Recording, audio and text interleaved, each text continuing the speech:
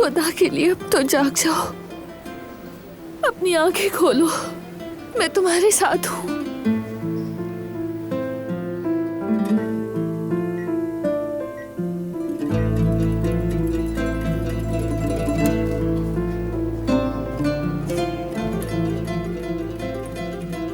बात सुने, माफ कीजिएगा, क्या मैं अंदर जा सकती हूँ? माजरत चाहती हूँ, आईसीयू में जाने की इजाजत नहीं। प्लीज सिर्फ 5 मिनट के लिए जाने दें। मैं उसकी बीवी हूँ, मुझे उससे मिलना है।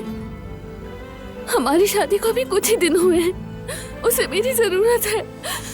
खुदा के लिए मुझे इजाजत दे दें। अच्छा, मुझे थोड़ा वक्त दें, मैं पहले डॉक्टर से पूछ लूँ। कुछ करती हूँ मैं।